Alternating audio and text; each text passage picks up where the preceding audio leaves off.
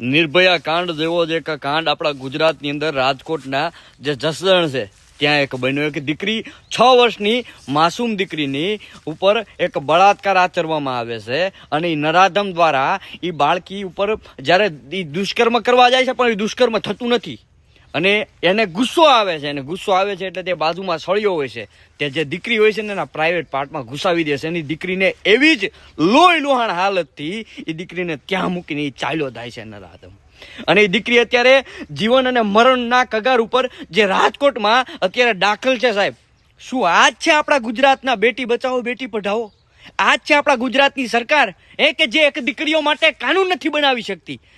અને એક સંસદનું અત્યારે સત્ર ચાલે છે એની અંદર વંદે માતરમ ગીત ઉપર 10 કલાક સુધી ભાષણો કરવામાં આવે છે પણ સાહેબ અહીંયા ગુજરાતની અંદર આપણે આવા કેસો બને છે દીકરીઓ ઉપર બળાત્કાર થાય છે 182 ધારાસભ્ય છે એમાંથી 156 + 6 162 ધારાસભ્ય ભાજપાના છે પરંતુ આમાંથી એક પણ વિરલો એવો નથી કે જે આપણા દેશની દીકરીઓ સુરક્ષિત થાય એની માટે હજી એક પણ વિધાનસભામાં બોલ્યો હોય ને એવું મને નથી દેખાતું અને છેલ્લા આ 4-5 વર્ષના આ આંકડા જોઈ લેજો નેતાઓ જો હજી પણ તમારા પેટની અંદર જો પાણી ન રેડાતું હોય ને તો સ્વેચ્છાએ રાજીનામા આપી દો અને ઈ બળાત્કારી પકડાઈ ગયો છે હવે એને શું સજા આપવામાં આવે છે ને એ હવે આપણે જોવાનું રહ્યું।